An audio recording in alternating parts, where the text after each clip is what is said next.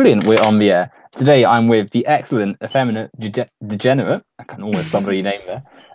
For just a general chat about politics and stuff. A break from the sort of slew of debates I've been doing of late. To talk to a fellow lefty. Yeah.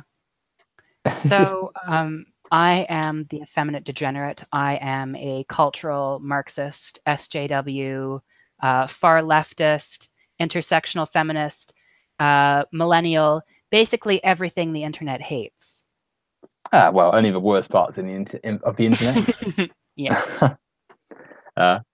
I'm pretty similar. A Marxist, far left, intersectional feminist, millennial. Actually, well, no, millennial is Technically, what is I'm Gen Z.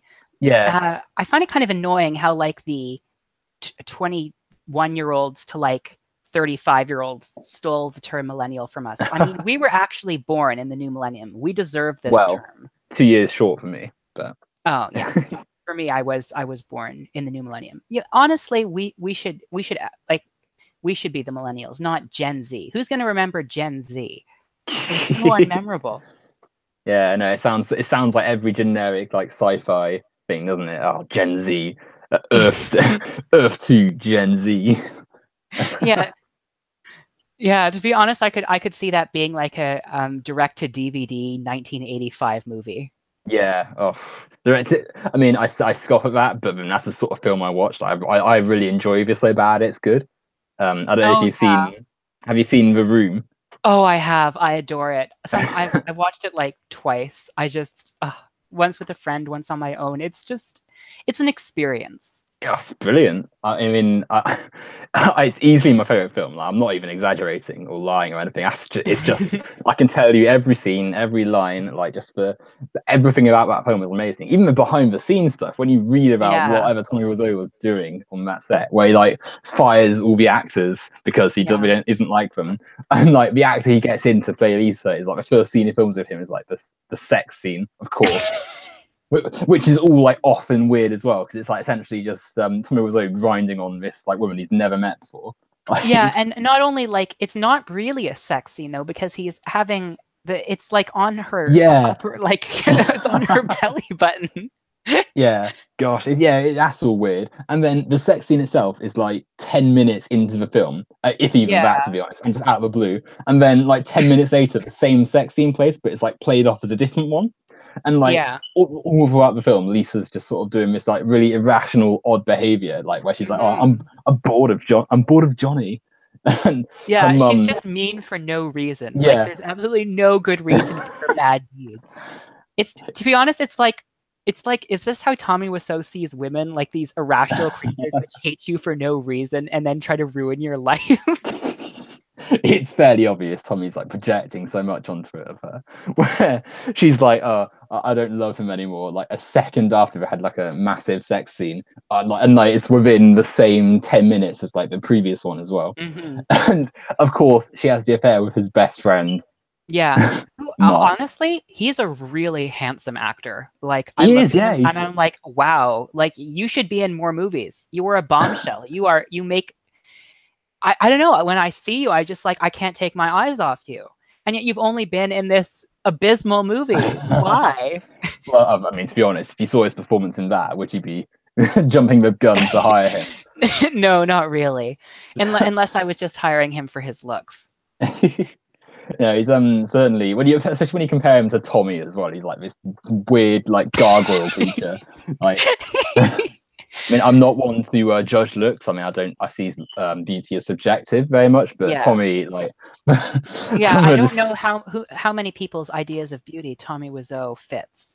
It wouldn't be so bad, man. He's like his weird actions during the film as well. Like, oh, hi, babe. How are you? His there's some of the scenes in it as well, like the one where he's in I did not hit her. It's not true. It's bullshit. I did not hit her. I did not. Oh, hi, Mark. And then the thing is, he did hit her because he pushes her down on the sofa. He's like, "Do you understand life? Do you?" And like, screaming at her. Like, what are you talking about? I never hit you. And then Lisa's like, tearing me apart, Lisa. Oh gosh. And she's like, "Why are you so hysterical?" And he's like, "Do you understand life?" And like pushes her down to the sofa. Like such a weirdo. And oh gosh, and I think my favorite scene is when they're like confronting each other. Like after the party scene, like Lisa is in the bedroom and Tommy's like on the bed, and and Tommy's like not Tommy, Johnny. He's like, "Why'd you betray me? I did everything to you just to please you, and now you betray me. How could you love him?" I mean, like chucks a tape recorder at the wall. He's like, "Ow!" Yeah, it's like a strange man. And the fact he wrote himself in as like the main guy that everyone loves, like as well, just so like obvious that Yeah. it's just like projection. I It's could really talk about it pathetic. all day. Sorry. It's so pathetic. It really is. Like, you not only is he a great guy, but his like girlfriend cheats on him and stuff, and like it's just this one-dimensional, like not even that to be honest, just this weird, strange person who just cheats on something for no reason. Well, to be honest, everyone in that movie is somewhat weird, is somewhat strange because Tommy Wiseau doesn't understand other humans. Yeah, like Denny, who like jumps in on them when they're like playing in the bed. He's like, "Oh, Denny, do you have something else to do?" And he's like, "I just want to watch you guys." Like, He's this like, guy's supposed to be like, what, 19? he's the student that Tommy's letting live in the apartment. And then the next scene's like the drug dealer scene, like oh my god, where he's like, Where's my money, Denny? even before that, he's like, "Oh, it's coming. It'll be here in 5 minutes." And then the drug dealer's like, 5 minutes? You got 5 fucking minutes? Right, I haven't got 5 fucking minutes. Like pulls out a gun, just goes from zero to like complete escalation. He's Yeah. like pinning. And then Tommy and what's his name? Johnny and Mark. Mark just show up and they're like, "Oh, take him to the police." Like escort him to the police station. And then like what's his name? Lisa and her mother are like talking to Denny and we're like, well, "What are you doing? Why are you doing this? Why are you taking drugs?" And then Denny's like, "Oh, I've just got to make money." And then Lisa's mum's like, "Oh, that's not how you make money." And Denny's like, "Oh, you're not my fucking mother." And then Lisa's mum like grabs him by the cuffs, like, "You listen to me, boy." And they're like having to pull her off him. It goes on for so long. Yeah. But then it only takes Johnny and Mark like 3 minutes to get Chris R from the flat to the police station to get him arrested and then just show up back again. Chris R. Yeah, that's how he's credited, Chris R. Like, R, what does it stand for? like, And his name is not even ever mentioned. Like, they Yeah. never say, "Okay, Chris R." It's just, he's just some random guy. Yeah. And they're, Like that they're whole, meeting on the roof of the apartment as well, and it's like the same apartment that they live in. It's like, how did he even get in there? Who let him in? yeah. Oh gosh. And what other scenes are there? There's Peter, the psychologist, who the actor changes halfway through the film because he quit the film, and Tommy just didn't think to like reshoot the original films. Like, where he's like, he just deduces out of nowhere, "Oh, you're having an affair with Lisa, aren't you?" And then Mark's like, "What?" And like pushes him towards the Yeah, roof he top, almost kills him for like no good reason. yeah. And then like a minute passes, and we're like, he's like, "Oh, sorry," and then they just walk off. And And we're nothing's just ever gonna said of it forget again. that he tried to kill him. Like it never happened. And then the scene where they show up in the tuxedos, like, and you think they're about to get married, and They play then yeah, football then in the he's like, "Let's play alleyway. football." And then oh, what he says, like, "Choose company but freeze a crowd," or something like that. And then they try and persuade Peter to go and play football, and they're like, "Oh, please," and Peter's like, "No, I'm not doing it." And then we go, And then "Cheep, they do cheep, the cheep, cheep, cheep, cheep." cheep, cheep, cheep, cheep. And yeah, like you said, it's in an alleyway, like, and there's just cars driving past and it's playing Yeah. football in tuxedos. Oh, and then I can't remember his name, but it's like one of the characters. Um, they have like sex in Johnny's apartment. And it's like Oh it's yeah. really fake. Like they're not having sex And he at just all. like He's like, this weird face. He's like, yeah, he's like pulling faces and like he's like a goldfish. There's a me undies scene where he's like, "Oh, I did a massive blunder. I left me undies in my apartment." yeah. And then he has to go back and get them while the Yeah. mother is still there and visiting. And by the way, that mother visits like 5 times to say the exact same thing in each scene. He's like, "Oh, Johnny's such a great guy. He's gonna pay for your life." And then Lisa's like, "Oh, he hit me." And And then she's like, "Oh, stop that." he's like, oh, he started drinking again, and he hit me. And then Mo was like, Johnny doesn't drink. It's like he hit your daughter's like, oh, my boyfriend strikes me, and Mo doesn't even care, and it's never mentioned again. And then the scene in the alleyway where the guy who gets the totally fake blowjob, it's like he says like, oh, he's explaining that story to them, and then Mark shows up and like pushes him over, but it's not like it's not meant to be a pushover. It's like, oh, he stumbles into him, but they're like completely stood still. He just like stumbles into that person, and then it just falls over from nothing. It's like, I gotta go, because it's like he's supposedly And he has to really like hurt. go to the hospital. Like, how fragile and weak are you? Your bones are made of paper. It's just like lightly shoved over. It's like, I gotta go. And then like everyone else just leaves as well to go and like escort him to a hospital. Oh gosh, every scene in that film. And then the scene at the party as well. Oh my god.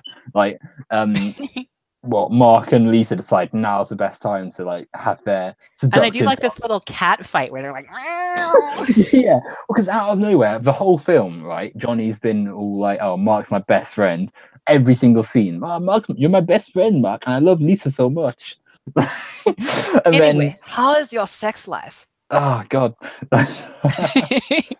And then yeah, the party scene, Mark and Lisa are seductively dancing just in front of everyone, and then Johnny's like, Lisa, you're my future wife. What are you doing? And then Mark's like, oh, maybe she changed her mind about you, Johnny. And then Johnny's like, since when do you give me orders? And like shoves him. It's like you said, like cat fighting.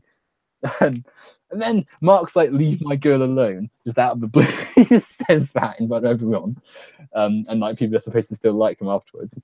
Yeah, like it making it completely obvious that you were cheating. Yeah. And then Mark's like, oh, don't worry about it, man. And then Johnny's like, don't touch me, motherfucker, get out. Like Johnny pushes him into a door.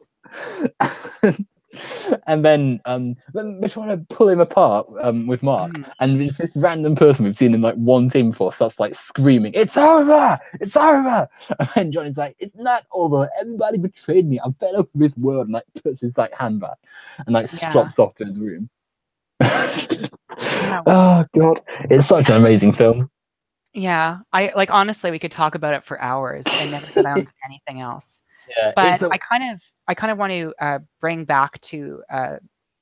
the conversation around to your thoughts on some of the recent controversies that have been running around Twitter.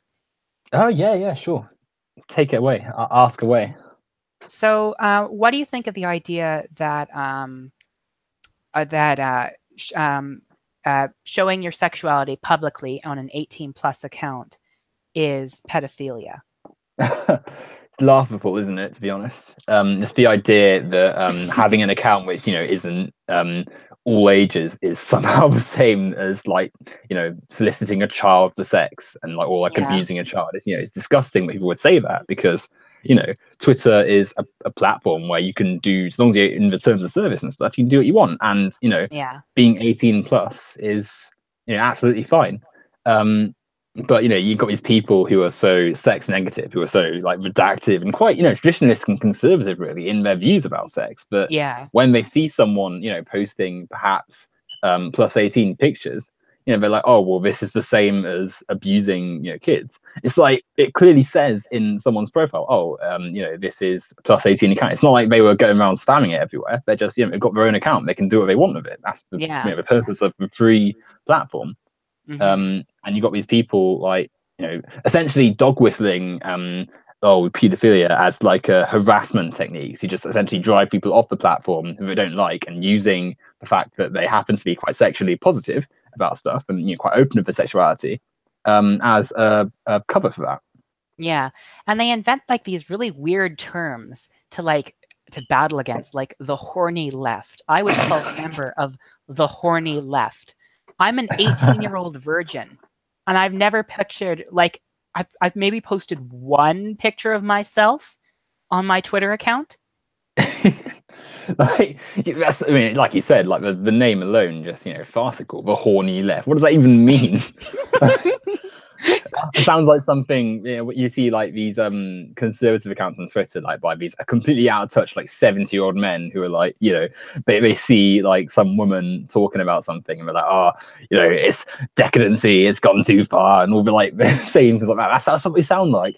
But you know, Yeah. these people are supposedly like, it's a quote unquote left wing. It's like, well, no, you're clearly, you're not about interested in freedom. You're not interested in, you know, liberty and you know, autonomy for the individual. You're just interested in curtailing society to your own beliefs, and you're doing that through attacking people who have sexually open accounts.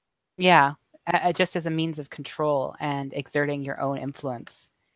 And I don't know, like it's just it's gotten so ridiculous.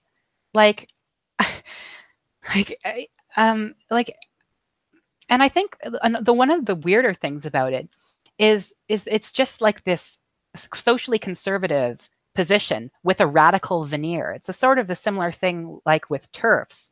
Like it's a criticism of the progressive ideas on gender from a supposedly radical perspective. But when you actually look at what they're saying, it's pretty much identical to what the far right is saying. And the TERFs admitted as much. They're like, oh, the people I agree with most on Parliament on the trans issue is the far right. It would be hilarious if it wasn't so dangerous. I think, you know, these people, like you say, just like suppose, oh yeah, we're radical, and it essentially just goes as far as a title. It's meaningless because you look at what they're saying, and it's like you said, exactly the same as the conservatives, the fascists, the people who want society to return to what it was 100 years ago. Yeah. Like, you know, people who have clearly not thought about this beyond, oh well, this is tradition, so this is right, this is the way, without ever bothering to sort of stop and Yeah. think, oh well, is it good to have society based around some very old-fashioned and reductive Hmm. views? So Hmm. yeah, like you said. Another interesting thing I note about like traditionalists is that they tend to use the appeal to nature fallacy a lot. Like, well, it's natural. It's just the way things are. You know, it it seems kind of steeped in their idea that because things were a way, it means they should continue to be a way. That this continuity is natural and justified. When in fact, if you actually take a look at history, you'll see that there's been quite a variety of perspectives on gender. There's been quite a variety of perspectives on sex and homosexuality, and different societies have had different opinions on it. And only quite recently has, this kind of Victorian morality set in, only about 200 years ago.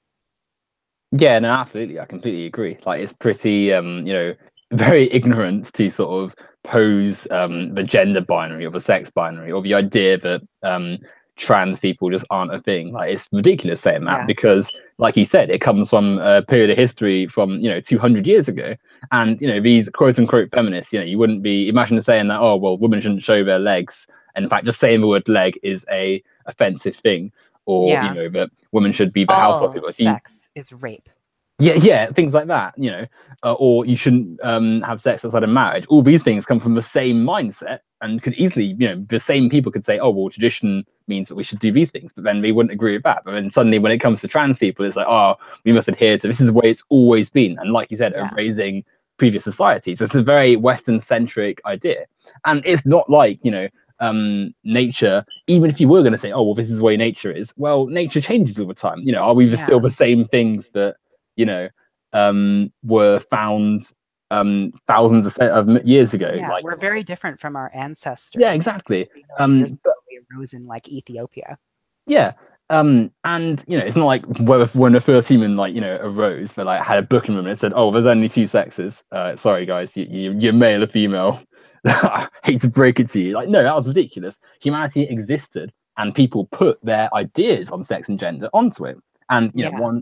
one such idea that became quite easy because it's, you know, it's pretty basic to sort of look at is, oh well, there's men and there's women, there's men's bodies and there's women's bodies. But then, you know, Yeah. it turns out that no, science is a lot more complicated than just a nice, neat model. And that things like genitalia and chromosomes and gonads and hormones and all these different things, they're, you know, they're not binary. They're not as, you can't just model every human onto a set sort of things, which is why, you know, people quite rightly say, well, we need to have male and female as seen as not a fixed thing, but a social and biological group that we can Yeah. adapt around, but there's no fixed thing for it. And, you know, these people who are clearly just a little bit afraid of change and, you know, like Mm. most traditionalists, just sort of want things to be the same so they can maintain themselves and Yeah. justify their belief in that order, go and Mhm. attack, trans people. And obviously that means that they're allying themselves with the fascists of the far right, Mhm. because they want the same Yeah. thing.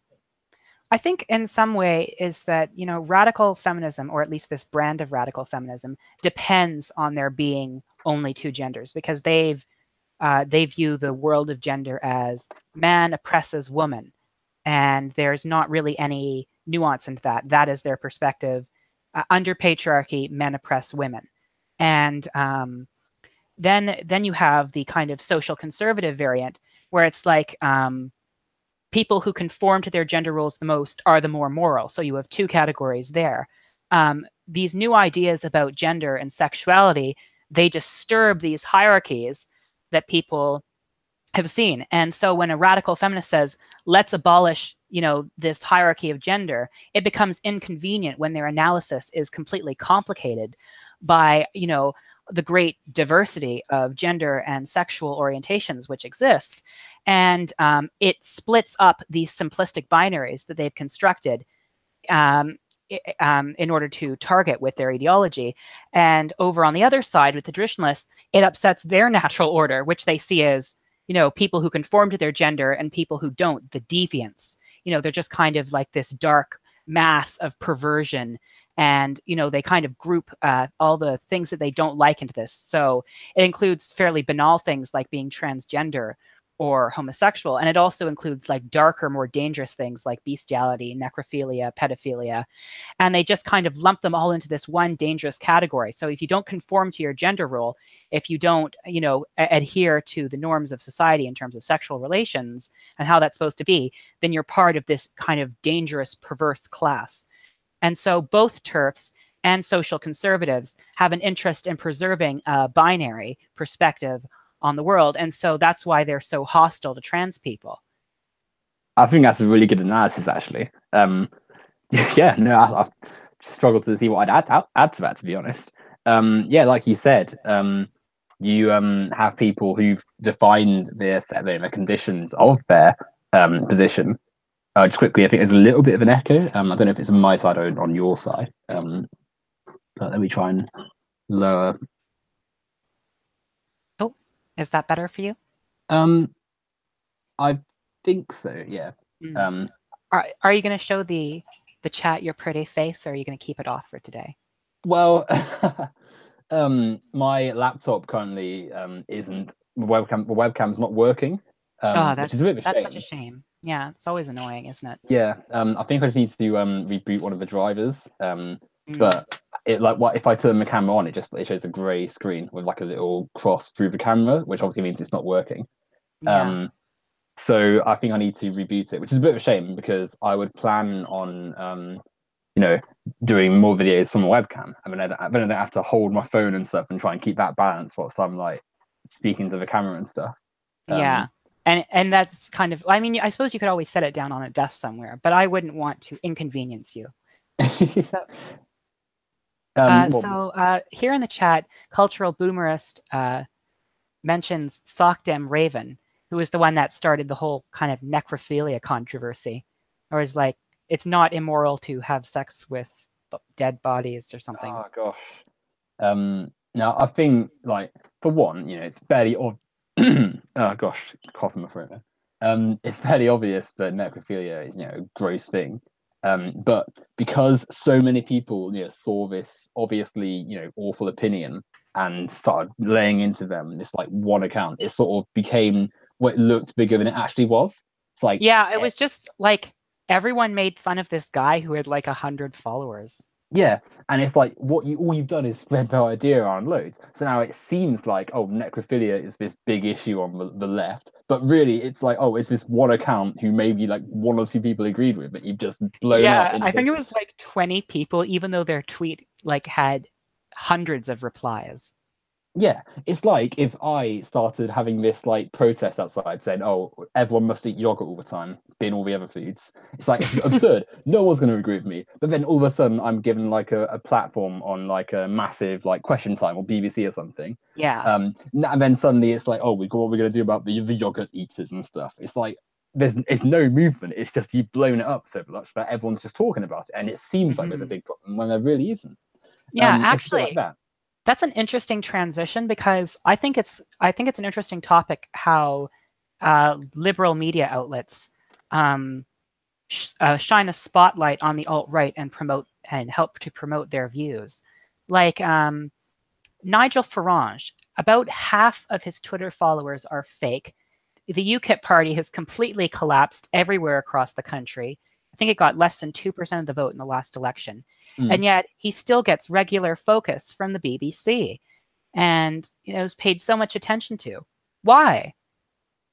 Why is Um, the leader of this failing party being given so much, well, the former leader of this failing party being given so much attention? well, I mean, firstly, he'll be the leader again soon. I mean, I think UKIP sort of the half of their appeal is from Farage, so they'll try and like cling him back at some point. But I think there's a numerous load of reasons that they do it. Firstly, at least with the necrophilia thing, with that, the Muppet doing that, like it's everyone criticizing their obviously bad opinion. Liberal Yeah. media outlets all too often think that they have to, just give them a nice, fair little cozy article, or where it's like, yeah, meet the fascists doing their shopping, or Yeah, like here's the white nationalists, um, cute little the kids, and white it's like, supremacists next door.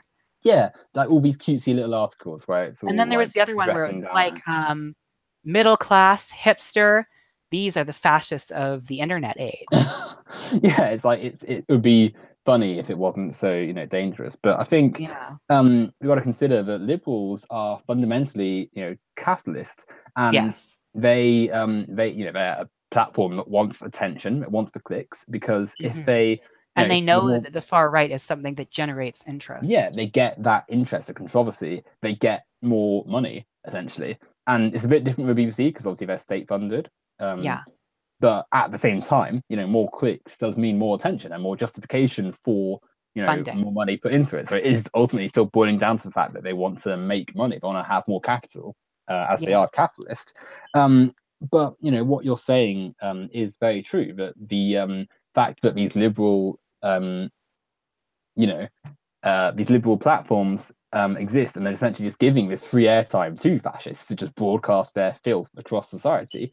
That's really helping them. You don't get such a powerful, seemingly presence of these people if they're not given every other opportunity. Um, However, I think at the same time, the difference between liberals and leftists. I mean, Yeah. I'm not a massive fan of the word. Slight deviation here. The word leftist is a bit of a pet peeve of mine. I don't know why I don't like it, but it just doesn't Mm. flow off my tongue as well. Um, Well, I think it could be because like it's kind of been co-opted as an insult. No, it's like yeah, a little bit. leftists do this, leftists do that.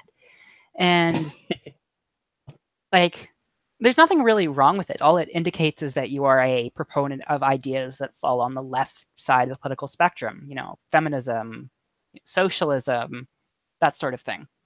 Yeah. Um, well, yeah, I suppose you're right. I mean, I guess I just don't know why it doesn't flow as easily for me. Um, but anyway, like I was saying, at least when people on Twitter, were criticizing it, whilst with the necrophilia thing, that was obviously a little issue blown far too high because I don't think that's a major issue. Um, However, with other things like with the far right, when it's people, socialists and stuff, and critiques of politics, actually digging into the ideas and taking them out and deconstructing them and sort of exposing them for the fascist garbage that they are, that is good. That's important because too many Yeah. people don't have the political, knowledge or experience Hmm. to recognize it. So, you Yeah. know, And when there's, mhm. And when they're go ahead. sorry, okay, thank you. When there's a fascist saying something like, "Oh well, we gotta look at our immigration. We can't accept everyone in." We can look at that and think, "Oh well, what are they really saying? Are they saying, oh well, we got to look after people, or are they not caring about those people in the nation and just sort of wanting an excuse to hone in on brown people essentially, Yeah. or are they just wanting to demonize people who've done nothing wrong to continue the plundering of the third world for resources and stuff?" Yeah. um you know and that sort of critique and attention is good because that's like actively making people aware of the far right and their Yeah. tactics. But when Hmm. it's just some clueless, not too adept liberal, just sort of giving a cozy interview to a load of Yeah, people. and like, oh, isn't it interesting how you have such unique political opinions? Yeah, like treating it as though they've like got a different favorite color, like Yeah. as if someone said, "Oh, my favorite color is turquoise," after like a load of basic colors were listed. They're like, "Oh, it's so unique." It's like that's what annoys me with liberals as well, where it's like, "Oh, everyone's got an opinion. You got to respect Yeah. that." It's like, well, no, we don't. Why are you so disrespectful of another person's opinion? No one should be targeted with violence for a political opinion. I'm like, Yeah, it's like, it's fascism is not just like a political opinion. Like fascism is inherently violent. mm, Fascism is about, exploiting racism, sexism, all the prejudices and the deepest, darkest problems in society in order to sustain capitalism in its most brutal form and to justify totalitarianism. exactly, that's exactly right. I couldn't put it better myself. You look at the situation in society. Um, And yeah, fascism is, like you said, just those things, yeah, exploiting discrimination and bigotry and lowering those standards to further the extraction of profit, to commodify not just the world, but people itself. Look at, oh, well, you as a black person are worth less. Therefore, it is justifiable to extract more from you, from putting Yeah. people in prison to work on like $1 an hour from McDonald's or Hmm. something, and etc. But yeah, the idea that opinions are just all these little tokens, um, and like you can just anyone can add them and anyone should be accepting of them. It's just nonsense. Like it's not as though you've like picked a favorite color or picked a favorite type of car. It's Yeah. people's actual lives. Yeah. Um, Who will be affected by your opinions? Yeah, exactly. Like it's not as though having these discussions is meaningless. The Yeah. political ideas people have result in people's death if you're not careful, and if you allow um, the far right to have this position of just, oh, these are just our opinions, um, like liberals sadly do all the time. They no progress is going to be made, and all you're going to be doing is sacrificing the lives of marginalized people to the fascist machine. Hmm. And I think liberals kind of live in like this really like I like kind of an echo chamber, I think, where they don't necessarily see fascists very often and or like political radicals very often, and they're not really involved with much of like this really strenuous, dangerous political activism. So, they're more kind of isolated or living in like these better off areas, so they don't actually have to experience the violence that fascists inflict on poorer communities every day. And that's why they don't necessarily see anything wrong with them, because to them, a fascist is kind of like a novelty, because they're just used of people repeating the same opinions they hear all the time back to each other. Free speech good, freedom of movement good, free market good, over and over and over again. It bounces around in all the major news outlets. And then they go and meet this fascist and they're like, ooh, I've never heard like I've rarely heard anyone who thinks like this before. You're exotic to me.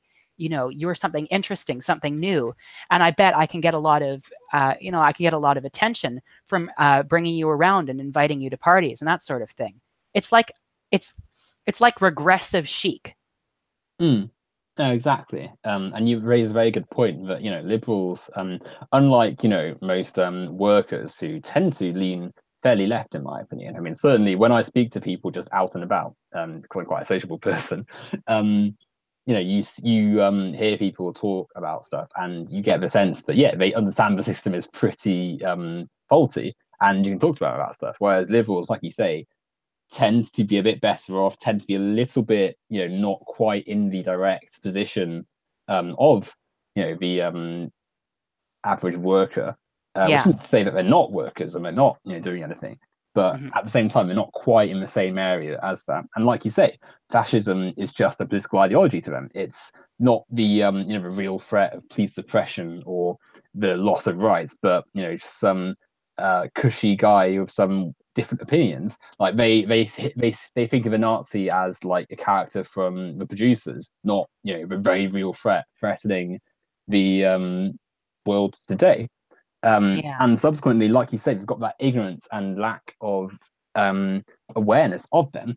which subsequently, results in their ease of manipulating liberal people into normalizing fascism. And then when you say this to them, they're like, they're all upset because they're like, oh, well, I'm not a fascist. I don't agree with all that stuff. But, Yeah.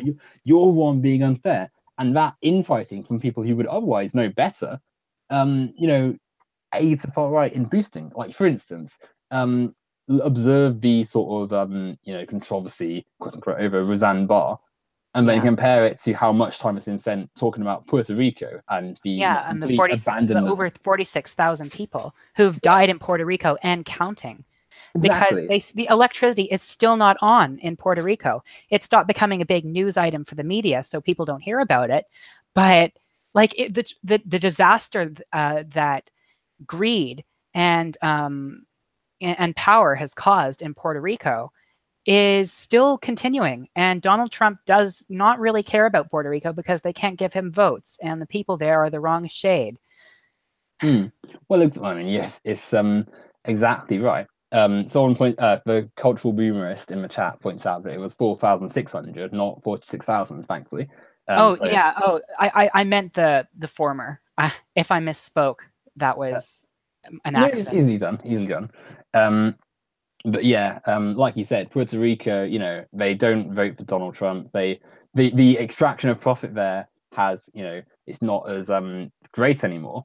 Hmm. And subsequently, Trump isn't going to want to, capitalists aren't going to have as much ease getting money out of there. Puerto Rico Um, is a bad investment. exactly, and yeah, that ultimately is what people are under capitalism. Is it worth Hmm. spending my capital here to get more capital out of them? And despite the fact that they're living human beings, they're Americans.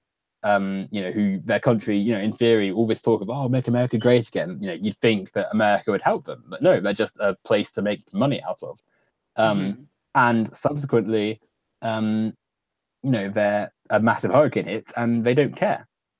They're just people who you can let fester. And the Yeah. media doesn't care because they're too busy focusing on, oh, here's what was tweeted today. Oh my God. Here's They're this so Yeah, like honestly, Trump is going to win again if they keep this up, if like these dreadful centrists keep it up, because their opposition to Trump seems to be embrace every terrible establishment figure that disagrees with Donald Trump. hmm, One, constantly talk about Russia, Russia, Russia, Russia, and how all the members in Trump's administration are connected to Russia.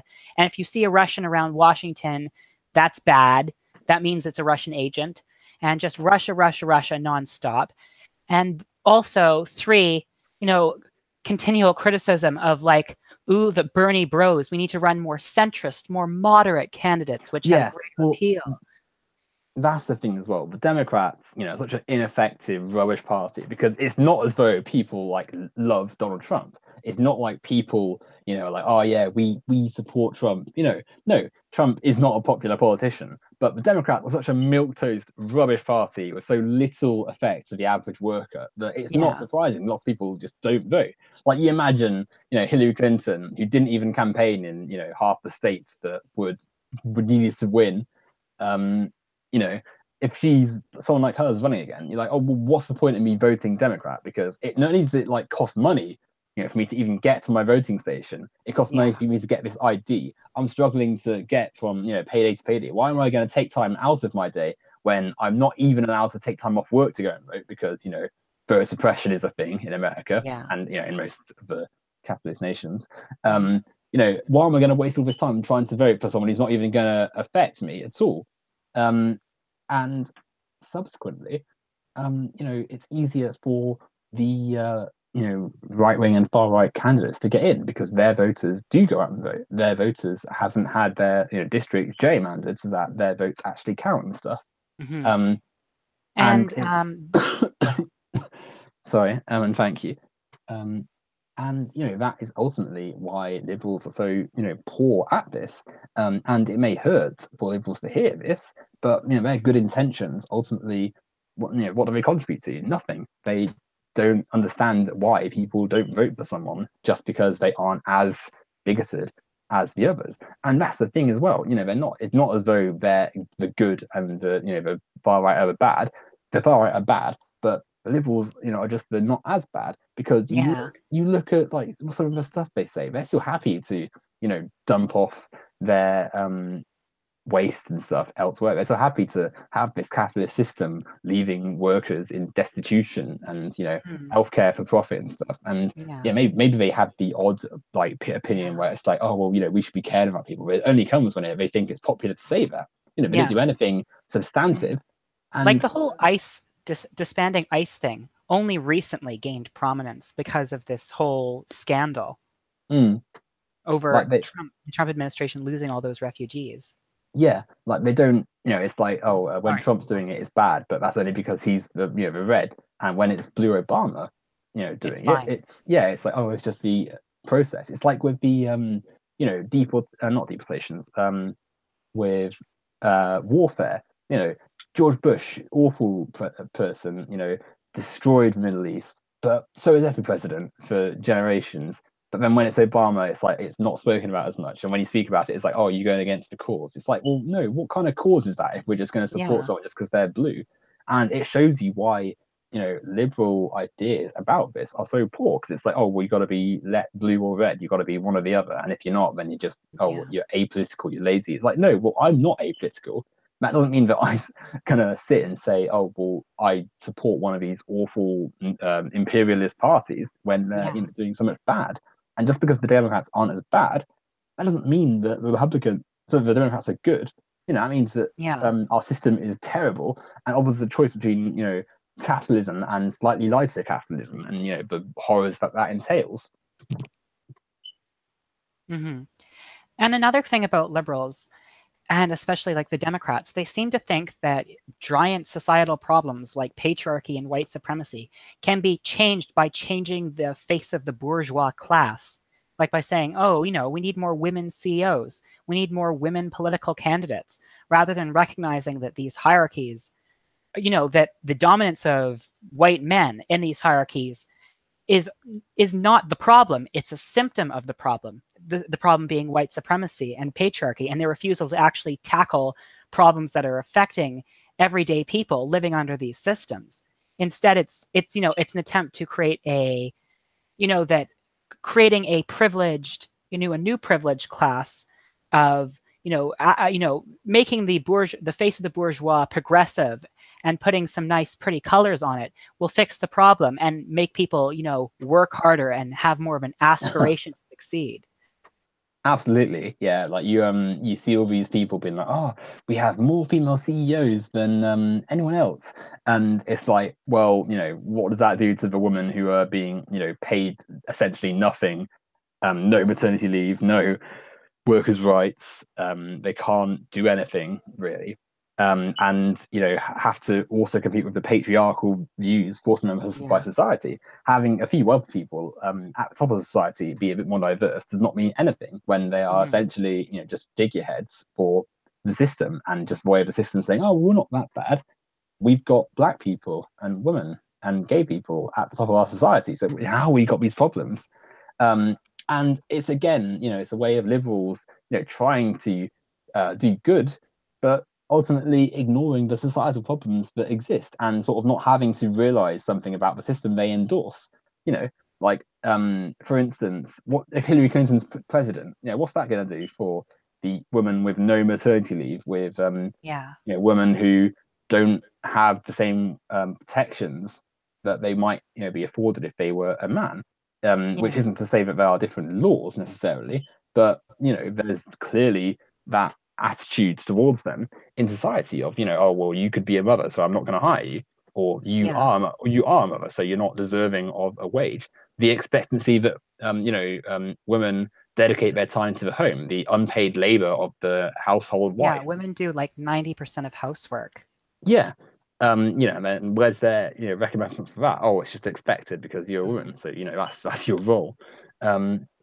All those things aren't addressed by the liberal approach to, feminism and stuff. Or like Yeah. having an actor paid, loads, like, oh, Jennifer Lawrence should be earning as many billions as someone else. And Oh my God. They talk about it so much. I'm like, honestly, like, why am I supposed to care about one privileged person earning slightly more now? or Yeah, equal to another privileged person. This matters not a whit to me. This is and not like my feminism. yeah, exactly. And like, that you could perhaps be talking instead about the woman in like, third world who Yeah, American neoliberal policies have, ruined the lives of to make their corporate masters over in America billions.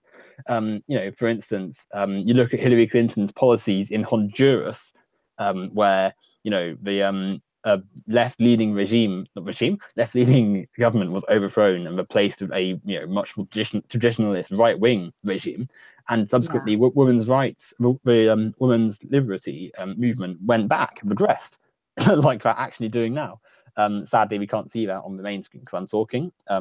But yeah. yeah, like you said, nosedives. Suddenly, workers' rights plummet because it's a neoliberal capitalist regime all of a sudden. So they, workers' rights go out the window to make more profit. Protections in the workplace, they're scrapped. That workers essentially can have as much profit squeezed out of them as they can.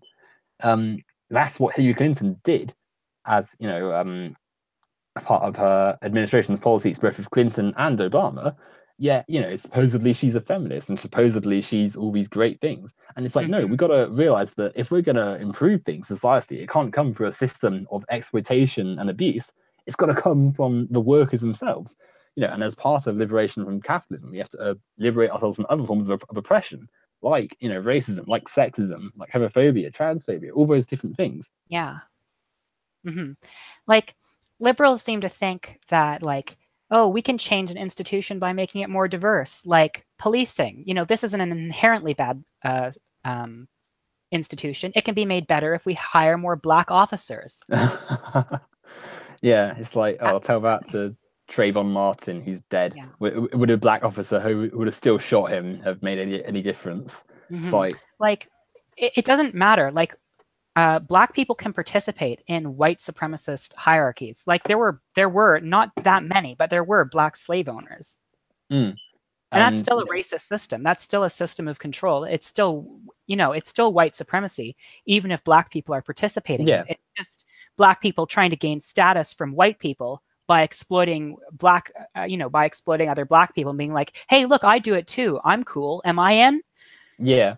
And like, I love it when, well, I don't love it, but I find it interesting when like these people are like, oh, well, there are black slave owners too. That means that slavery isn't racist and it wasn't racist and there's no racism now. And they're like sort of desperately reaching to try and find any sort of defense of it. But they ignore the fact that slavery of the ilk that we saw, in the slave trade and stuff was Yeah. created by the capitalist class to make more money essentially by saying, oh well, this race, this the idea of race came about because people wanted a way of extracting more profit from black people. Mhm. um they Well, it's like it's much easier to maintain control over a population when they're divided. No, exactly. And you can just, instead of having people say, "Oh, well, this is a bit, weird having this slave race. This is a bit odd."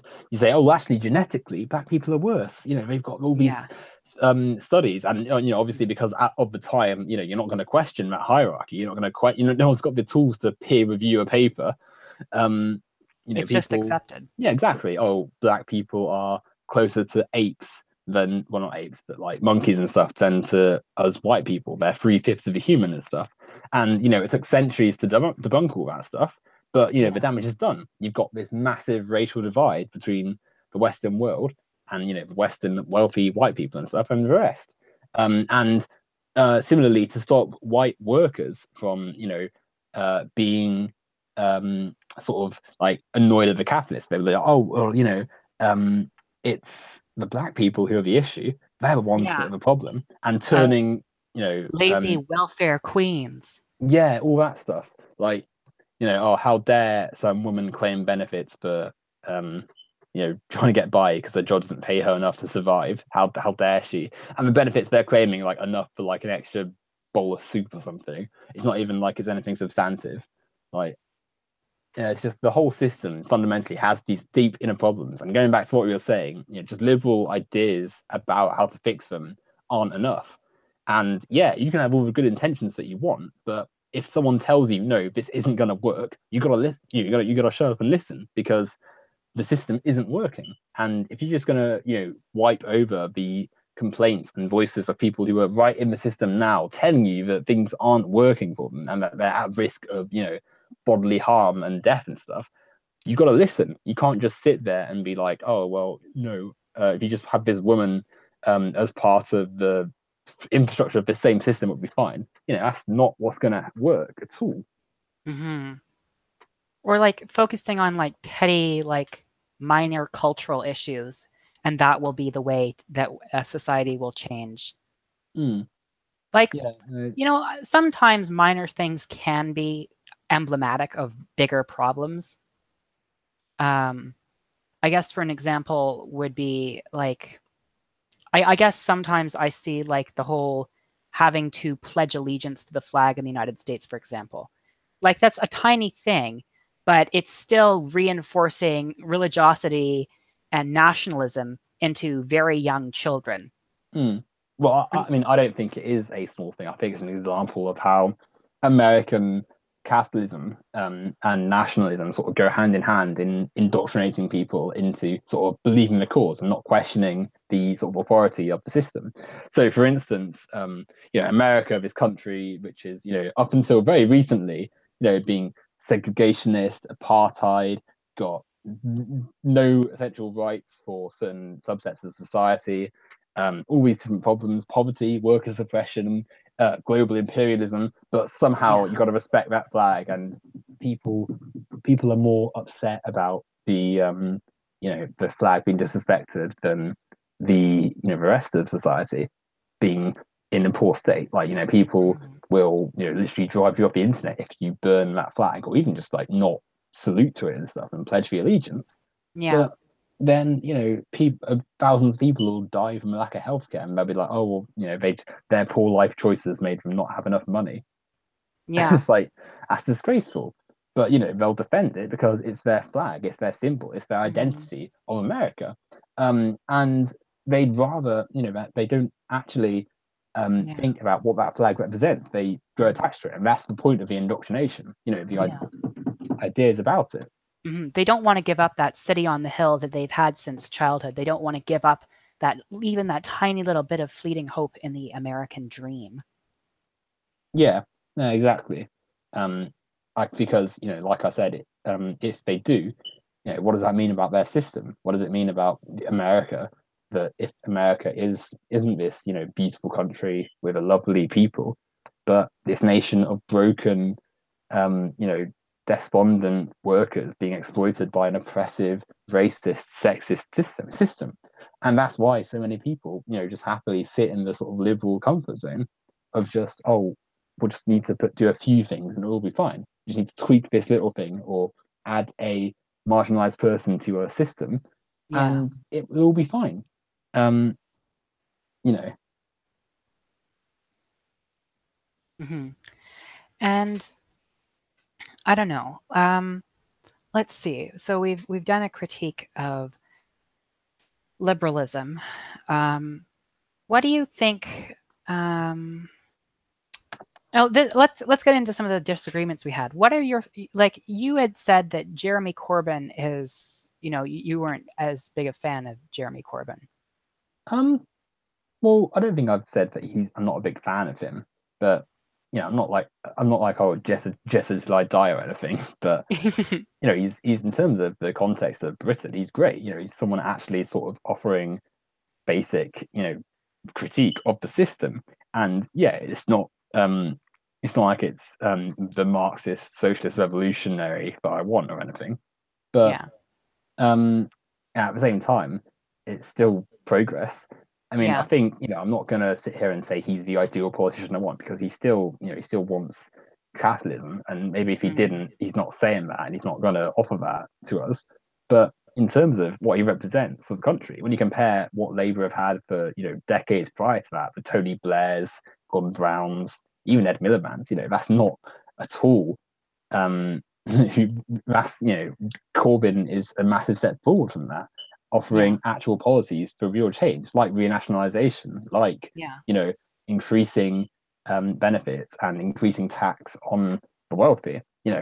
that's still progress. Even and you got to be pragmatic. You got to recognize that at least that is something. So yeah, Yeah. I wouldn't say that I'm not a fan of him, but at the same time, it's like it's not ideal what I want. If that makes Yeah. sense. No, it does. It does. Um, it's just that I do see Jeremy Corbyn as a socialist and not a capitalist. When he says things like this, that that we need to break up the gig economy and make it cooperative. Yeah, that's socialism. That's worker ownership right there. You know, we have him talking to the cooperative parties and widespread support of him for collective ownership, transformation of the economy, and praising cooperatives all over the place. Would it be better if he had like a more concrete plan, for faster change for the economy in from a capitalist private ownership to cooperative and public ownership? I think that's something he could work on. But I think like someone who is asked a question, "Are you a Marxist?" And in America, saying yes would be a death sentence to your political career. And in Britain, like 10 years ago, it would have been as well. And he answers instead, well, actually, that's a very interesting question. Like, I think, he's a bit more radical than you give him credit for. Um, well, I think that you are right in saying that, yeah, he is quite radical, but I think that's in the context of the stuff we're used to. Like you said, Yeah. it's yeah, if you say that, oh yeah, I'm a commie, I'm a Marxist, I don't like capitalism in America, especially, you've got done for, kiss goodbye any chance of getting elected, Yeah. which makes some of the stuff he says really great. Um, but at the same time, I think whilst he is, he's saying, "Oh yeah, I'm in support of cooperative. I'm in support of removing these sort of structures we have and replacing them with more worker-friendly stuff." It isn't the full sort of thing that we want. I mean, yeah, it's if you notice that article there, for instance, was in relation to something like Uber, which is this awful Yeah. company which essentially Yes. gives people no money for their work and takes it all for the upper tiers. Yeah, it is Um, dreadful. and when it's phrased like that, and yeah, absolutely, you got to support cooperatives because if you don't, you're supporting that, and Yeah. no one wants that. And Corbyn wants fairness, but is he the person who's going to take us all the way? Is he the person who's going to say, yeah, capitalism is bad? Hmm. I'm not sure. I mean, I will admit that he's not going to say it out in public because sadly, not just yet the conditions aren't right to sort of say, yeah, we need to get rid of this capitalist system. Hmm. Um, but at the same time, I don't think he is genuinely, 100%. Oh, we need to get rid of capitalism. We need to move beyond it. Reform is great, and don't get me wrong. If we move much more to the left, which I'm sure we would, if he, became um, prime minister and had Yeah. control of the government and stuff, and yeah, that would be terrific. But at the same time, we've got to recognize that he's still within the system and he is still not quite the full thing. That doesn't Hmm. mean that I don't support him because I Yeah. absolutely do. I'd vote for him a billion times if I could. Hmm. Um, but I don't think he's a socialist in the same sense that I am. I don't think he's, if you said to him, Yeah. "Oh, you can get rid of capitalism today," would you? I don't think he would say yes. Sadly, I think Hmm. he would, be nice about it. He'd be like, "Oh, we can make it much fairer and stuff." But I think he'd still keep the, integral components, which is what I describe him as a left-wing social democrat rather than a Hmm. socialist. So like so he'd say, oh, the problem isn't necessarily private ownership, but like the rich get away with too much and they don't pay enough Yeah, tax. yeah. It's like imagine you've broken your leg. It's like if someone said, "Oh, you can have a nice, hotel to yourself and a nice room and all your food catered for you and all the nice stuff." So it's like it's gone above just like putting a plaster over it, but the problem is still there. Um, the socialist thing would be to actually fix the broken leg. What Corbyn's doing is making it much easier and much nicer, and it's definitely a step up over like being chucked the cast and sort of being told to put it on yourself and stuff out in the Yeah. wilderness. But yeah, your leg's still broken, and it's going to take more than just social democracy to heal it, especially in Hmm. the sort of world we're in today, where we're sort of running out of time to change our policies before the Yeah. world becomes, a much worse place. Yeah. I will say that I think Jeremy Corbyn is a socialist because he's given his support and his encouragement towards cooperative enterprise to public ownership. I don't think that public ownership is necessarily socialism. I think it's cooperative ownership, it's worker control that's really socialism. And I would definitely agree with you that he's not as radical a socialist as the both of us probably are. Um, of course. But I think that radicalism, that's sort of part of the whole point of socialism, really. It's the Mm, radical, rejection of the current system we've got, yeah, the rejection of not just capitalism, but the idea that a social hierarchy of ruling wealthy people onto the masses is legitimate. And whilst I think Corbyn, he is gonna make things better for people like me and you, the workers of the world, people yeah, who don't have all these fortunes and stuff. He's gonna make it easier. But like you said, is he going to reject the fundamentals, like private property? Is he going to say to a corporation, right, it's not fair for you to own all this land. This is worker. This is going to be worker owned now, and you're going to relinquish your control? Would he do something like end the wage labor system where profit is extracted from the yeah, workers' labor and handed essentially all to the boss? Is he gonna address all those things? I don't think he would. hmm, And yeah, it's one thing saying, oh, cooperatives, nationalization, all those things, but whilst you have the state as the thing managing all of that, that can't, I don't think, be described as socialism, because that's not workers, that's people in the government doing all that for you. yeah, And it's not like the workers have direct control. It's not like they're going through each policy and sort of having the actual tools to debate and discuss all those sort of things. It's people in the state doing that for you. And hmm, regardless of how well intentioned they are, I don't think they can be described as socialists because they're not. It's not worker owned. yeah. So yeah, I think. But if you're in the state, you're advocating for more and more worker ownership, even if you haven't completely abolished the state. I would say that that makes you a socialist. um, I think that's a little bit too much of a push, though.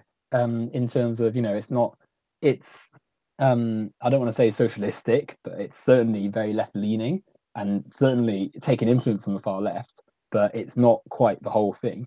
Um, I think it's Well, I also worth mean, saying, yeah, not to be rude or anything, but I think mm, from the other side of the Atlantic, being very left wing is a bit like different, if that makes sense, in the sense that, like, for instance, Bernie Sanders, he's yeah, very left wing compared to what the average politician is in America, but people, he's advocating for things that we already have in Europe, like yeah. I healthcare. know we have them in Canada as well. Oh gosh, yeah, you're Canadian. So I'm completely sorry. I'm Yeah, um yeah, I, I understand the point you're trying to get across. It's true that some people in America do have the ridiculous opinion that Bernie Sanders is far left and that supporting the things he does makes them far left. Unfortunately, like you get the kind of like Cenk Uygur, the Young Turks, Kyle Kalinske crowd that's like, if the government does it, it's socialism, and just kind uh of buys into the whole right wing meme. I Like, used to, sorry, you're going to say something. that just if you have bigger government, like if the government does everything, it's communism. If the government does some things, then it's socialism. If the government does less, that's capitalism. And if the government does nothing, that's anarchy. Oh gosh, yeah, it's just terrible, isn't it? I used to really like the Young Turks. I used to watch them loads. Um, Yeah. and I used to think, oh, I'm so left wing. I watch the Young Turks, like, and now looking back at that, it's like, oh, that's really embarrassing because like you said, Cenk Uygur, who's like writing all these articles saying that, oh, um, 5 reasons why socialism is doing well in France. It's like, what are you talking about? Yeah. Or France like and 5 Ways America is already socialist. oh gosh, like yeah, vomit inducing.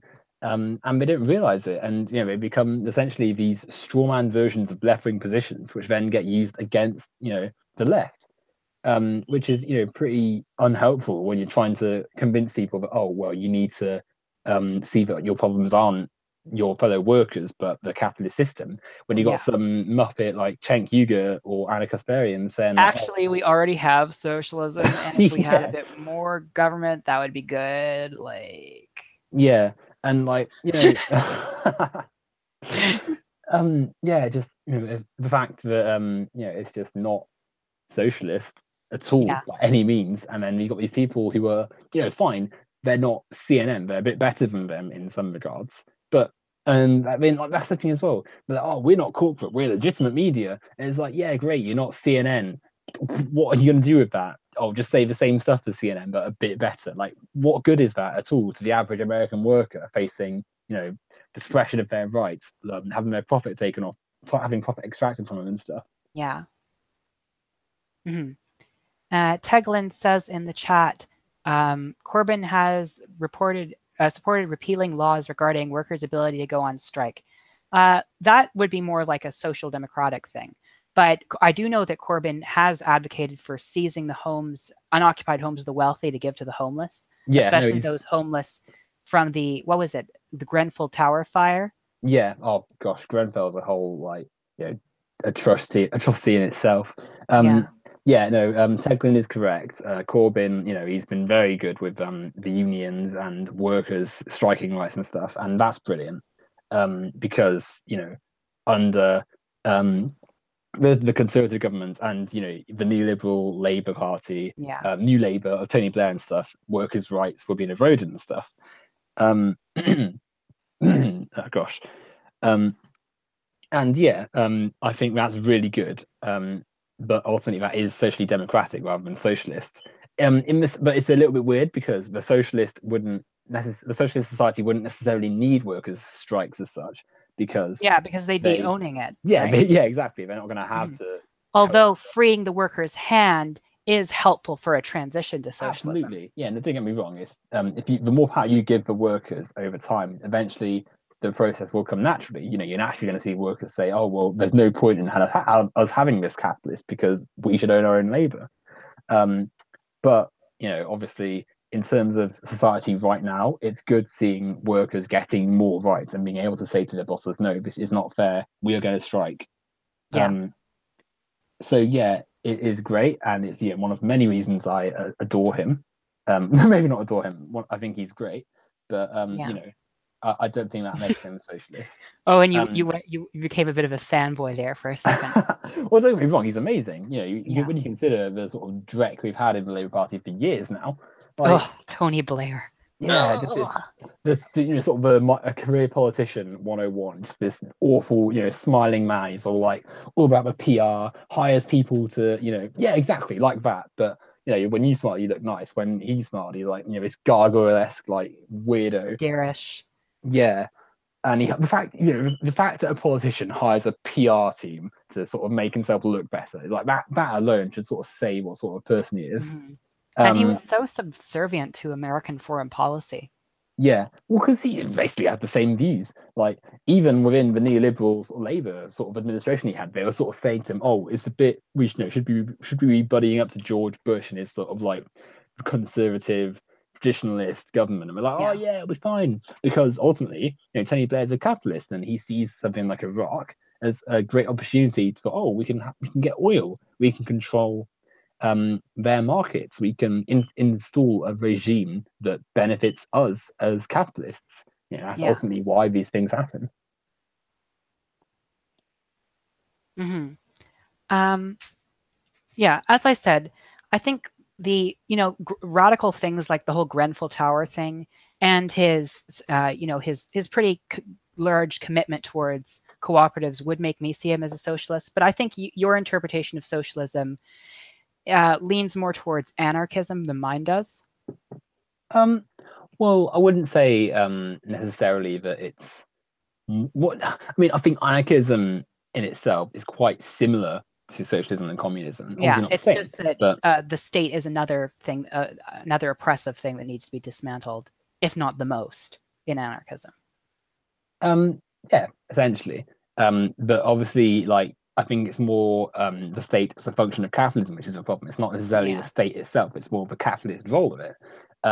However, I'd have said that the sort of core tenets of socialism are yeah, still needed for someone to be described yeah. as a socialist. And Work Corbyn, supportive of worker ownership, supportive of radical economic change in society. exactly, yeah.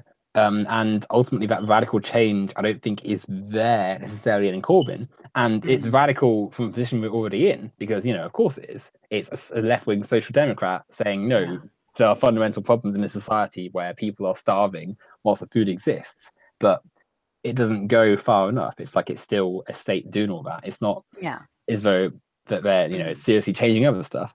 Yeah, and And which is he's like why I see a bit of a difference between, someone like Corbyn, say, and someone like you and me. Like we would, obviously do more radical things, be more confrontational with capital, whereas I think Corbyn would be a bit more cautious with them. But I still think he falls under the umbrella of socialist, even if he's less to the left than we are, if that makes any sense. But anyway, I think we're going to have to agree to disagree on this one. yeah, sure. Let's see. I'm trying to think of another topic to bring up. Well, fire away. Yeah, I know. I'm trying to think of something. Oh yeah, fat phobia, fat shaming, and Fat phobia and fat shaming. and my particular stances on them, which are not necessarily in line with everyone else's. Okay, we'll take it away. So, here's my thing. I think that on sometimes, like, first, the things that I generally agree with the left on. One, there is an unhealthy, huge focus on unhealthy body standards in society, especially when for both boys and girls, there's this huge pressure to look like a photoshopped supermodel. And like when you actually like even the Photoshop images, I think are not very attractive to me. Like I see like these wiry, thin, like almost skeletal people. And it kind of seems like with a breath of wind, they would collapse into nothing. And like you see these uberly muscled men, like the veins bulging. And I think, oh my God, like, can you imagine being in bed with something like that? Like he would crush you. And it just to me that seems completely unattractive. And I know so many people who've had to go through like all these eating disorders and all these problems because of these extremely unhealthy body standards. But I think that they are more of a product of patriarchy than an inherent, like a separate oppression centered around fat, which is what I see in the term fat phobia, that being fat is a different kind of oppression that people experience, equal to transphobia, homophobia, racism, sexism, what have you. Secondly, my stance on making fun of fat people. I do not make fun of fat people because I consider it quite rude. It's shaming someone who may not really have a choice. Like a lot of poor people live in food deserts. They can't necessarily afford to eat healthily and maintain that, supermodel body. Or there's a lot of people who are going through depression or other serious types of mental anxiety, and they can't afford to maintain that supermodel body. But on the other hand, I do recognize that obesity, and especially morbid obesity, are very unhealthy, and people should try to avoid them. And it should definitely more needs to be done to make healthy foods more easily available to people, and to make exercise and a healthy lifestyle more affordable for people, so we can kind of move out of this class system that has emerged. Because it is kind of interesting how it used to be that the wealthy were the morbidly obese, and now it's started to shift to a subsection of the very poor who can afford to eat nothing but like McDonald's. Because they live in food deserts, and that's the sort of food that is heavily subsidized in the United States. So they have like $1. Like, okay, I could either buy a can of beans or I could buy a full meal at McDonald's for my whole family. So they choose to do that instead, and that's the result. So I think fat phobia doesn't really exist. It's kind of more of an intersection of capitalism and sexism than it is a separate form of oppression based around fat. Like it was only quite recently, like even as recently as the 50s, fat, especially in men, was not necessarily seen as a bad thing, more of a sign of status. And you still see that all over the world.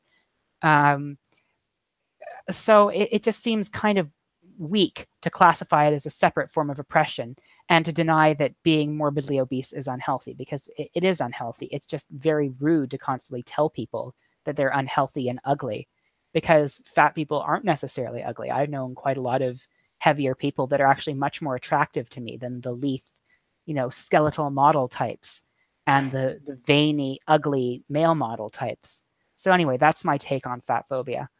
Okay. Interesting stuff there. So to start with, I think I agree with a lot of what you said about, the ideas of how body image and stuff comes into a society, and how, the class system that we sadly have because of, capitalism and wealth and stuff forces people down a certain route. So, for instance, people who, like you said, own a food desert, who maybe don't have the time to be, preparing these eloquent, healthy meals, who are exhausted from either social Yeah. issues or mental issues, or from just work itself, because, working is often quite exhausting, especially if you're not on much money and are having to work much longer shifts to get by. You're gonna be less likely to want to make a nice healthy meal. You're going to go home and see the chip shop or McDonald's or whatever, Yeah. and you're thinking, oh, well, I know it's unhealthy and it might cost a bit, but I need to eat something now and I'm exhausted. I just want a hot meal. Yeah. And so, yeah, I agree with a lot of that about how, we need to, if we're going to tackle weight issues and unhealthy eating, we've got to tackle the often, the cause of that, which is poverty or unhappiness or depression and all those sort of things.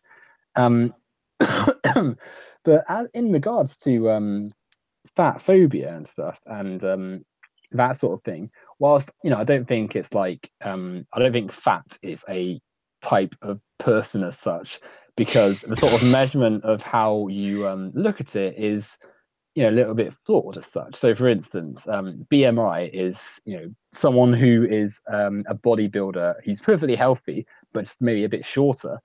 That person counts as obese in some scales. Yeah. BMI Someone is a who's, bad metric. yeah, or some like tall, skinny guy is suddenly underweight because, yeah, fine, they're not as bulky as someone who's a bit shorter or something. It's like it's not a reliable thing. Um, you know, it's not something that should be used, yet is often cited as an example of someone who's morbidly obese. It's I think when we talk about fat phobia, though, it does sort of come under body image and stuff, but it's often quite irrational because people say you'd be like, oh, I don't like fat people because they're unhealthy, but the same person is drinking loads and smoking loads and eats like processed meat and stuff, and loads of things like that. Mm-hmm. Um, so it's Like like, just oh, because well, you have it's a good obviously, metabolism doesn't mean the junk you're putting in your body is any better for you. yeah. So it's like if it was about health, then you'd be a pretty strict person on like what you were looking at, but it's not. It's just about body image. Mm-hmm. So in the sense that some people are essentially, oh, you're judged as fat, therefore you're bad. When no, maybe you've got a slightly bigger belly, maybe you're a bit stockier, maybe you've got some chin fat, but that's about it. Um, in terms of like that, I don't really see the justification for it, and therefore I can sort of see why some people, use the term fat phobia. I mean, it's hardly as though like it's a major thing for fat people to sort of say, oh, well, it's a bit unfair for us to be seen as these like subhumans in a way, which I get the impression lots of people do. Like you see all these horrible Facebook posts, for instance, of like wouldn't want to touch that on a beach or something, and it's like some overweight Land person, whale ahoy. yeah, like awful to him, like land whale. It's just such a horrible thing to say. Um, Mm-hmm. because ultimately, yeah, fine, maybe it's not healthy, or maybe it doesn't look what we normally expect, but it's their body. Let them do what they want. And I think Mm-hmm. to Yeah. base, to devalue someone based on that is so, you know, unpleasant and Oh, it's super. unnecessary. And that's not the same thing as saying, oh, well, um, just be obese because it's healthy and it's good. No one, I don't think people are saying that, but There are probably some are. people that are like, we should just accept fat acceptance. And I have a problem with fat acceptance. Like I'm pro body positivity in the sense I believe everyone should have love for themselves and love for their bodies and respect themselves and not hate themselves because of their body. But fat acceptance seems to be that, well, I'm always going to be fat, so I can't change it and I shouldn't really do anything to change it. People just need to accept that I'm fat. And like, But yeah, I will never mistreat someone because they're obese, but it's like when I see someone who's like morbidly obese after like say they say their like husband broke up with them and they're going through a really difficult divorce and I see them pack on like 50 to like 100 pounds, to me that's like as concerning as developing like a drug habit. Like it's not healthy. That doesn't mean I'm going to be like, oh, you're ugly, you're a fat ass, you're a, you know, a lardo or something like that. But I will like, oh my goodness, like, are you okay? Well, I can understand that. Um, but I think there's a difference there between fat acceptance, in the same like what we're going with here. So Yeah, if a person, is considered fat, if they aren't harming anyone else, then what's the problem really? Yeah, fine. They could be a little bit healthier, but that's their own choice. People smoke and do drugs and drink and all those other things. That doesn't, that's not. We're not. Um, it's hardly as though they're if they're forcing on people to do it, that's the issue. But if it's just like one person is a certain size, then that shouldn't be something they're ashamed for, which is I think where fat acceptance comes into it. So for mhm, instance, if someone who's large posts pictures of themselves online, that's just someone posting pictures of themselves online. yeah, It's hardly as though they're saying, "Oh, here's my toddler. I'm feeding them like a Big Mac every day and like McDonald's." That's the issue. That's what yeah, the problem would be. But that isn't what fat acceptance is. That's just them saying, "Yeah, we're normal members of society. We just look a bit different, maybe, and there's mhm, nothing wrong with that."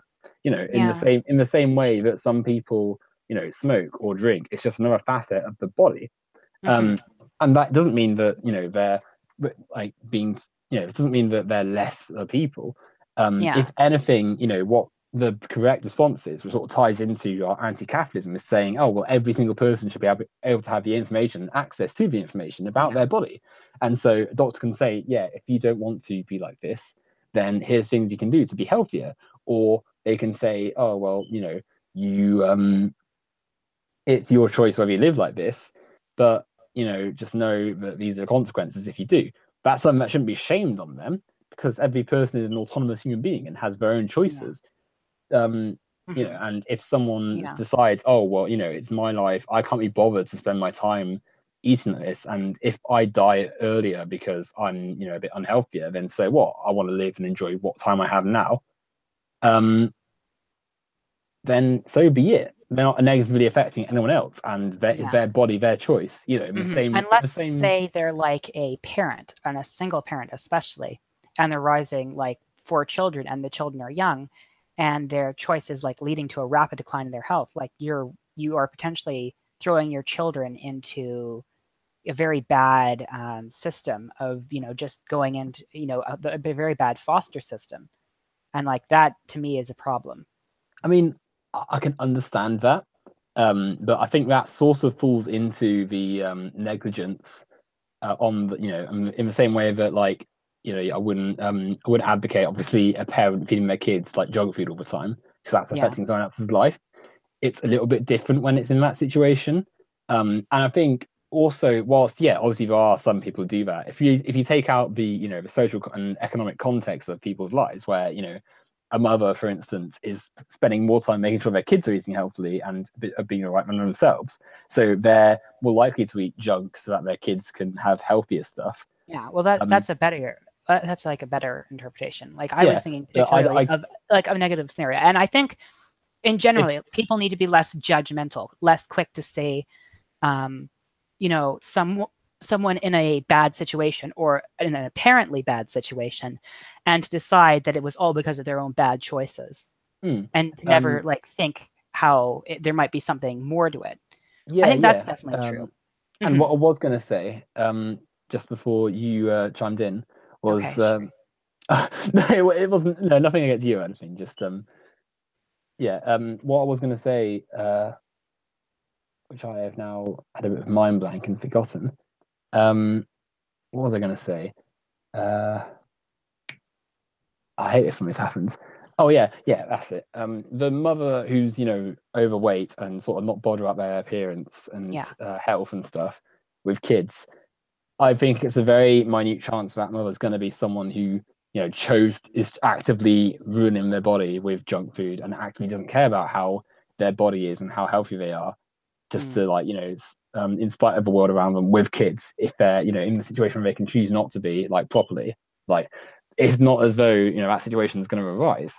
Yeah, I well, don't see it. it could be like an unintended consequence of their like depression or something. Like, say their husband left them for some floozy in Brighton, and now they're just stuck with four children, and they just don't know what to do, so they turn to food. Like, it's understandable why you might would do that, but if your health is taking a serious decline, like you still are the parent of a child, like you still, I like in some way you have a responsibility for them, and it's just kind of bad and irresponsible to do that. But it would be the I mean, same way if like they did drugs or something. Like being turning to fat is no worse than like developing a serious drug habit. well, exactly. Like if if someone's on drugs, doing drugs is your own choice. But if it affects your kids in that you're not as good a parent, you're not able to be around for them, and yeah, that's an issue. Um, Yeah. However, at the same time, I don't think that's something that invalidates the concept of fat phobia. So that's like a specific example. Like, Hmm. so for instance, you can still, what's the word I'm looking for? Like, I, I, I can't think of what I was going to say again. Mm. Maybe it's Yeah. getting late and I'm a little bit tired again.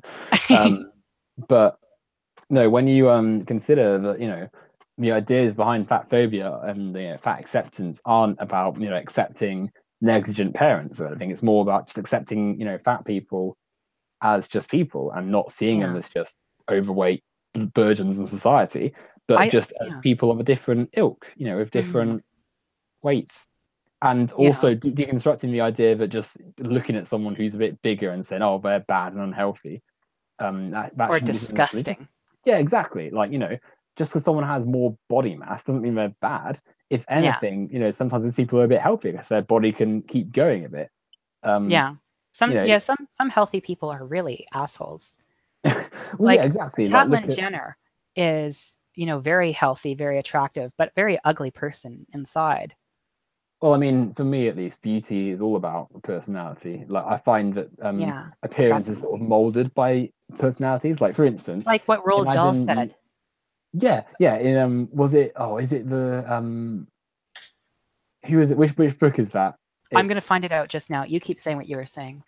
Mr. Grumpling, isn't it? It's like the two horrible ones. Um, but essentially, like, if imagine you see like a supermodel on the news and you're like, oh, they're quite pretty. And then the news story underneath it is like, supermodel throws cats in bins and eats orphans. Like, you're not thinking that person's pretty anymore. I know I certainly wouldn't. I'm thinking, gosh, what a monster. They've just like, you know, Yeah, killed people and stuff. At the same time, maybe someone I find unconventionally attractive um, is suddenly they rescue like some kids from a burning building like that person becomes more attractive to me, like it's all about yeah, because personality of and that their molds it. heroism. Exactly, yeah. And it's the Hmm. same with anything really. It's like a left-wing person, that sort of person has inherent attractiveness in them to me because Yeah, they've got ideas which are good in my opinion, yeah, whereas it doesn't matter how nice a right-wing person may look, you know their ideas make me unappealing, make me think they're unappealing. yeah. Because no matter how beautiful Lauren Southern may be, the ugliness on the inside clouds the beauty on the outside. Exactly, yeah. Um, and the idea that people are like, oh, I've got a type of person I'm interested in, I find just completely wrong in that way because it's like, well, what is appearance? You could find me two people with the same set of features who are one is much nicer than the other one, but if you'd never met them, you'd never know. So I'd find it quite pointless sort of doing it like that. Yeah, I found the Roald Dahl quote. It's from a book called The Twits. Yeah, yeah, yeah, Why would yeah. that happen? I'll tell you why.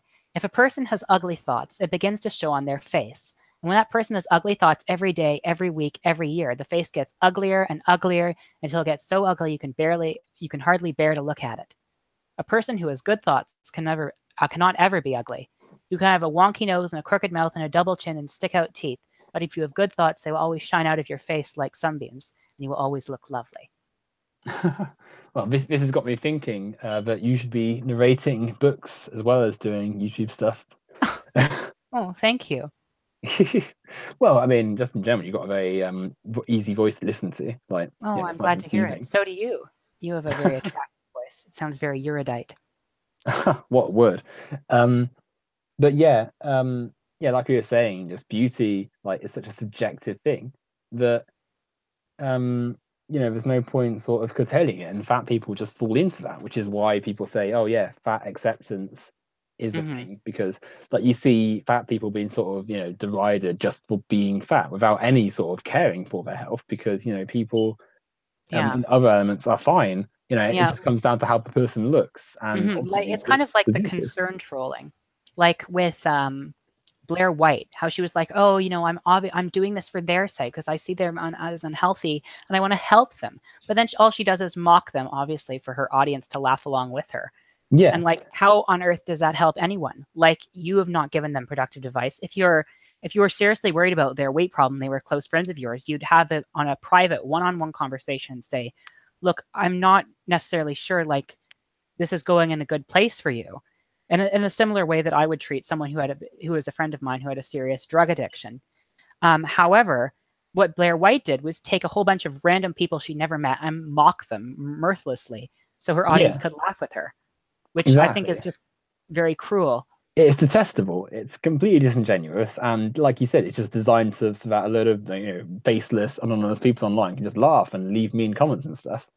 They don't care about health. If they were really concerned about it, they'd ask wider questions like, "Oh, how does the person, get to a state where they're unable to attend to their health because healthy food costs too much? Why does healthy food cost too much? Because it's held privately by people who essentially want to make it a profit and control the masses by pricing out the healthier foods and subjecting them to junk food, which will let them, be in a Yeah. worse place, not able to work as much, and thus have to accept lower paid jobs, which then obviously Hmm. make more money for the system. And that Yeah. ultimately is capitalism. But then a right wing person like Blair White isn't going to want that systemic analysis. So it's just, oh, you're fat, you're bad. Ha ha ha. I'm helping him really, though.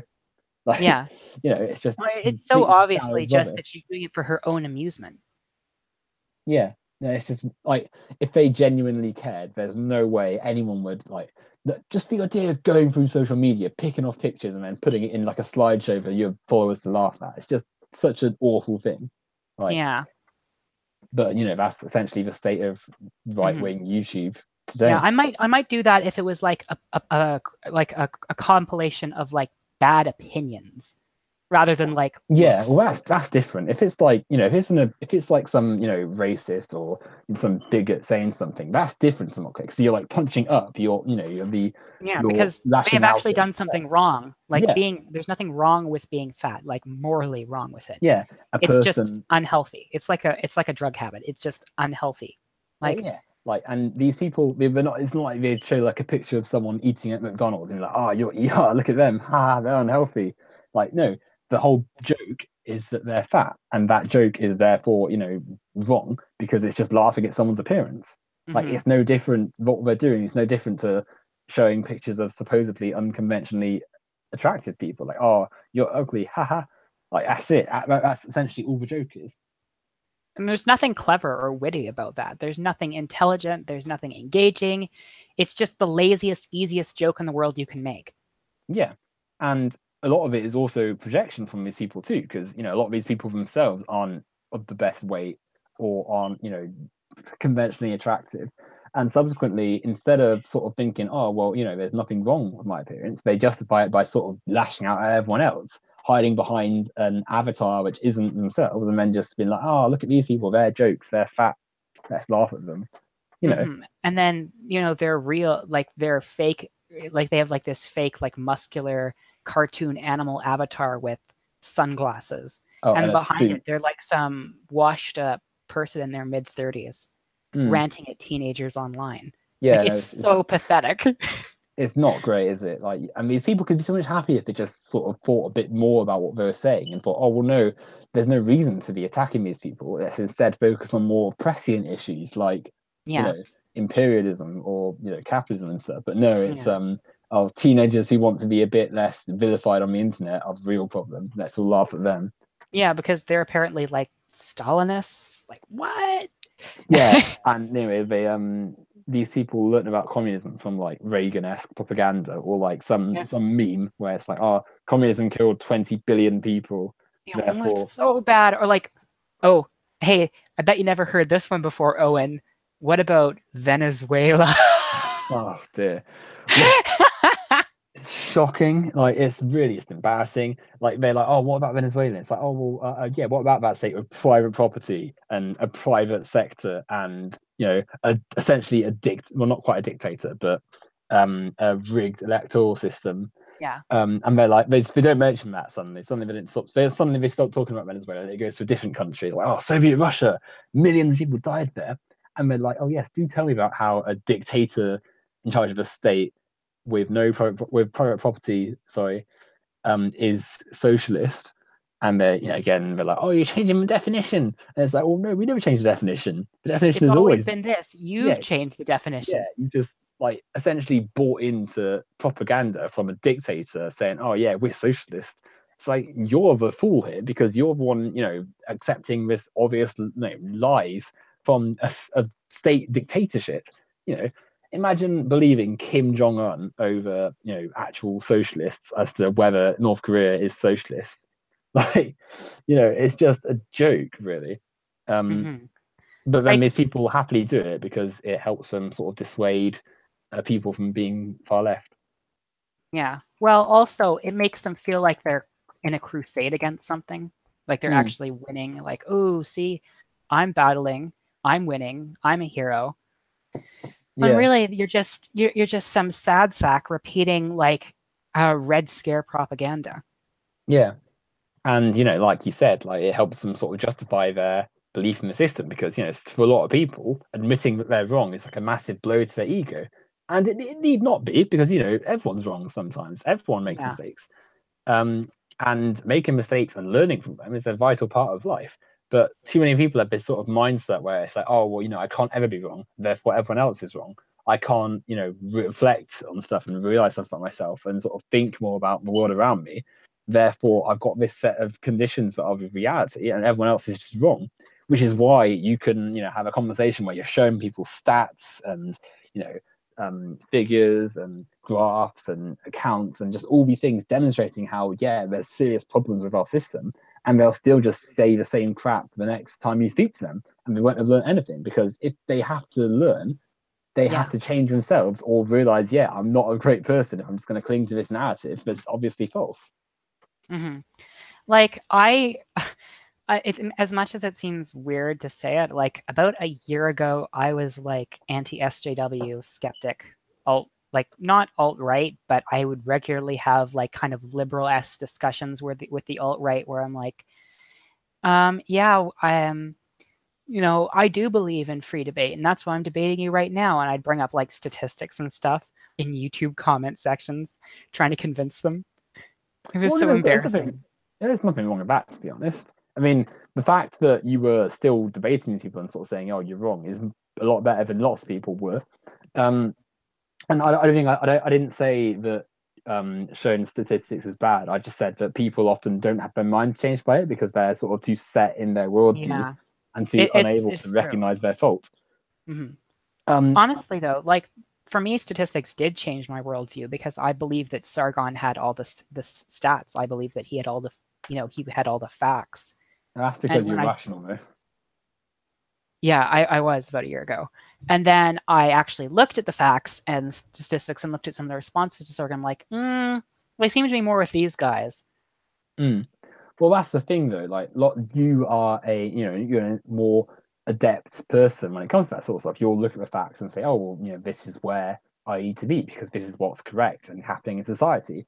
Lots of people see those facts and then think, oh, well, this can't be right. They're lying, and then buy into Sargon's follow-up video, which will be like, oh, here's how the leftists manipulated the facts and the truth to spin their narrative and stuff, and essentially believe their favorite content creators work at words as gospel. Yeah, So it can't be that Sargon's wrong because people just lie about him all the time. So it's their the opponents who are just making up stuff or being selective with their data.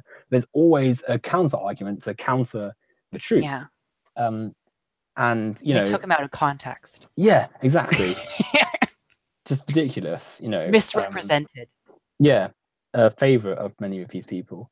um You and no posted matter my exact words. How dare you misrepresent me? Well, exactly, yeah. and it's like, oh, there's a hidden context to my, obvious lies and rubbish.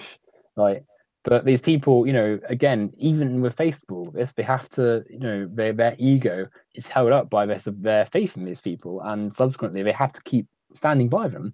Now, thankfully, I think we're seeing a lot of people in the wake of Trump and stuff and all this the growth of the far right. We're seeing people sort of wake up to this and be like, oh well, no, there's something deeply wrong here. We need to change, and that's why lots of people have moved from more right wing positions to the left and even the hard left. In fact, some of my favorite people on Twitter are formerly quite right wing and have actually shifted to the far left because they've sort of realized stuff about Yeah. themselves. And that's brilliant. That shows that, not only is it possible, but it's actually really useful as well because it helps Hmm. you grow as a person. Which is why I feel it's important to keep a door open for these people because, Yeah. you've got to help people move Yeah. beyond where they are and help Hmm. them grow and stuff. Like what I love about your channel is that you do such a good job of having conversations. Like even if you don't end up agreeing with the other person at the end of the conversation, usually you still put forward convincing arguments and help expose these people and their followers to, well, subscribers, to ideas that they wouldn't have experienced before. And you do so in a calm, rational way. Oh, well, I'm very glad for the compliment. Yeah, I feel as though it's important for me as someone who, I'm not wanting to blow my own trumpet too much. I'm quite a patient person. I do, I like talking. I like being able to express myself, and I'm, good at sort of listening to people. I think, and the combination of all that stuff makes it, I think, important to, just talk to people and, like you said, hear their side, comment on what they have to say. Have conversations because ultimately that's what we can do. I'm not like a major thought leader, but I've got a small audience, and I Yeah. can use that to help people in the small Yeah. ways that I can. Hmm. And I think that's a good spot to end it because it's a solid like kind of summary of who you are and your channel. And I really I'm so glad like subscribing to you was one of the best decisions I've ever made. Well, And that's getting very to know nice you of was you. great too. Sorry? I said getting to know you was great too. Well, I can only say the same back to you. Um, well, yeah, okay, we'll end it here. Thank you very much for coming on, the Effeminate Degenerate. Um, Oh, it's I, my pleasure. it's yeah, no, it's been a very pleasant conversation. It's rare that I get to speak to someone who is essentially on board with all of what I have to say. We have the same opinions on most stuff, so Yeah. you know, nice lefty echo chamber for today. Yeah, thanks everyone for watching, and I'll see you all next time. Make sure you go and subscribe to the Effeminate Degenerate, by the way. I'll link her channel in the description and stuff. Oh, you're too kind. Yeah, thanks everyone.